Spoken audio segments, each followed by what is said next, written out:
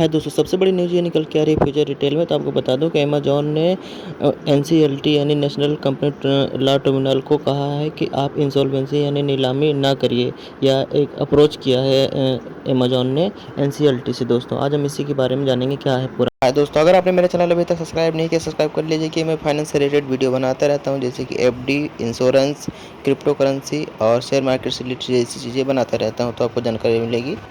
गुरुवार यानी कि सुनवाई के दौरान 12 तारीख को सुनवाई के दौरान एफआरएल के वकील जो हैं श्याम कपाड़िया ने अपने कंपनी के वरिष्ठ अधिकारियों के इस्तीफे के बाद कठिनाइयों के कारण दिवालिया याचिका पर यानी इंसॉल्वेंसी की याचिका पर प्रोसीडिंग पर जवाब दाखिल करने के लिए और समय मांगा है। वहीं फ्यूचर रिटेल ने Amazon.com एनबी यानी इन्वेस्टमेंट होल्डिंग ने नेशनल कंपनी लॉ ट्रिब्यूनल यानी एनसीएलटी की मुंबई के बेंच संपर्क में जिसमें फ्यूचर रिटेल के खिलाफ बैंक ऑफ इंडिया द्वारा दायर दिवालिया याचिका की इंसॉल्वेंसी जो प्रोसीडिंग है याचिका को खारिज करने की मांग की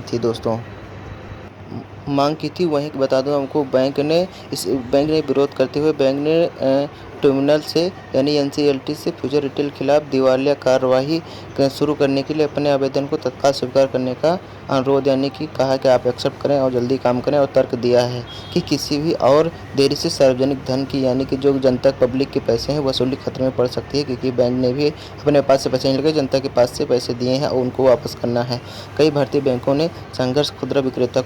मैं आपको बता दूं ई कॉमर्स के प्रमुख ने गुरुवार को एक हस्तक्षेप आवेदन दायर किया है, जिसको कहते हैं इंटरफेयर बीच में क्वेश्चन रेज टाइप का किया है, जिसमें दावा किया गया है कि ऋणदाता यानी जैसे बैंक द्वारा दायर याचिका कंपनी और उसके प्रमोटरों किशोर बियानी के साथ दुर्भावना और मिलीभगत है। अमेजॉन ने ट्रिब्यूनल यानी एनसीएलटी से धोखाधड़ी और दुर्भावनापूर्ण इरादों की जांच का निर्देश देने और बैंकों और एफआरएल दोनों पर जुर्माना लगाने का भी अनुरोध किया है। मतलब इन्होंने कहा, अमेजन ने कहा कि बैंक और जो ये धोखाधड़ी इरादा हो रहा है और एफआरएल पर फ्यूचर रिटेल पर दोनों को जांच होनी चाहिए, और अगर जांच में कुछ पाया जाता है तो इन पर जुर्माना लगाना चाहिए।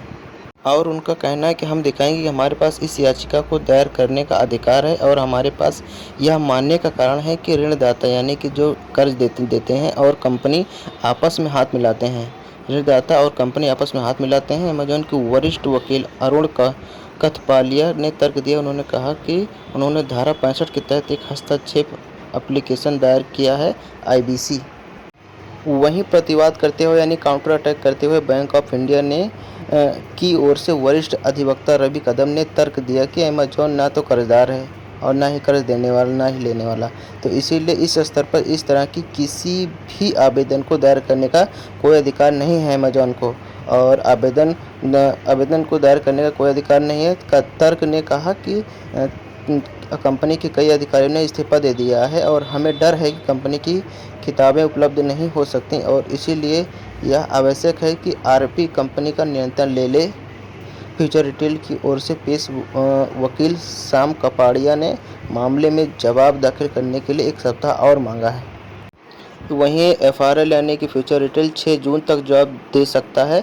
न्यायमूर्ति पीएन देशमुख और श्याम बाबू गौतम की अगुवाई वाली पीठ ने कंपनी को जवाब दाखिल करने के लिए समय देते हुए मामले की अगली सुनवाई 6 जून तक के लिए स्थगित कर दी है।